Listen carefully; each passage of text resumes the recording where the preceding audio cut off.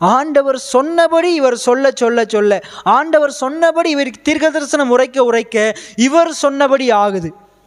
எத்தனை பேர் ஆமேன்னு சொல்கிறீங்க? இன்றைக்கு நீங்கள் சொன்னபடி ஆகும்னு ஆண்டவர் சொல்கிறார். இதே வசனத்தை தான் மார்க்கு 11:23 சொல்கிறார்.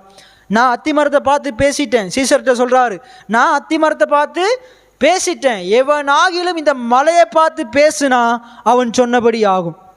எத்தனை பேர் ஆமேன்னு சொல்கிறீங்க? ஆண்டவர் அதில் சொல்கிறாரு பாருங்கள், எவனாகிலும் இந்த மலையை பார்த்து நீ பெயர்ந்து சமுத்திரத்திலே தள்ளுன்று போ என்று தன் இருதயத்திலே சந்தேகப்படாமல் விசுவாசித்தால் அந்த விசுவாசிக்கிற மனுஷன் சொன்னபடி ஆகும். எத்தனை பேர் ஆமேன்னு சொல்கிறீங்க? இன்றைக்கி நீங்கள் எவ்வளவு ஜெபத்தை பண்ணலாம், ஆனால் இருதயத்தில் சந்தேகத்தோடு ஜெபம் பண்ணால் ஜெபத்துக்கான பதில் வரப்போகிறதே இல்லை. ஆனால் நீங்கள் எவ்வளவு ஜெபம் பண்ணினாலும் விசுவாசத்தோடு ஜெபம் பண்ணும்போது அந்த விசுவாசமுள்ள ஜெபம் பதில்களை பெற்றுத்தரும். எத்தனை பேர் ஆமேன்னு சொல்கிறீங்க? பாருங்கள், ஆண்டவர் சொன்னதை இவன் தீர்க்க தரிசனமா சொல்லும்போது இவன் சொன்னபடி ஆகுது. எத்தனை பேர் ஆமேன்னு சொல்கிறீங்க?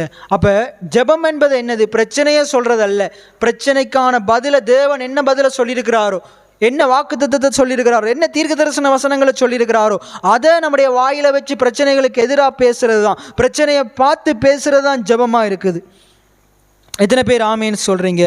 பாருங்கள், ஆதியில் தேவன் ஒழுங்கின்மை, இருள், மற்றது வறுமை எனும் பிரச்சனைகள் நிறைந்த அந்த உலகத்தை ஆண்டவர் என்ன செய்தார்? அதை பார்த்து பேசினார். என்ன செய்தார்? ஆதியில் தேவன் அந்த ஒழுங்கின்மை, இருள், அந்த வறுமையை பற்றி பேசலை. என்ன பற்றி பேசலை. அவர் என்ன செய்கிறாரு? ஒழுங்கின்மை, இருள், வறுமை இருக்கும்போது அதை பார்த்து சொல்கிறாரு, வெளிச்சம் உண்டாக கடவுது. எத்தனை பேர் ஆமேன்னு சொல்கிறீங்க?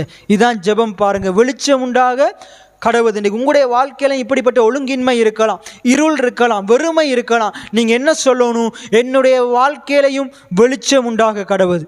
எத்தனை பேர் ஆமேன்னு சொல்கிறீங்க? ஐயோ பினகாஸ், ஒரே என்னுடைய வாழ்க்கையில் வறுமையாக இருக்குது. அது ஜெபம் அல்ல, அது என்னது? முறையிடுதல். இஸ்ரவேல் ஜனங்கள் முறையிட்டது போல முறையிடுதலாக இருக்குது.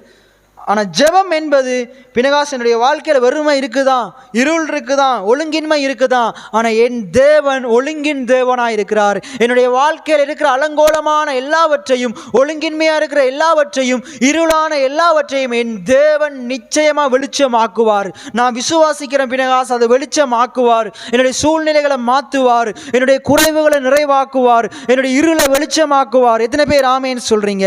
இதையே சொல்லி கொண்டிருக்கிறது தான் ஜெபமாக இருக்குது. இதுதான் ஜெபம்.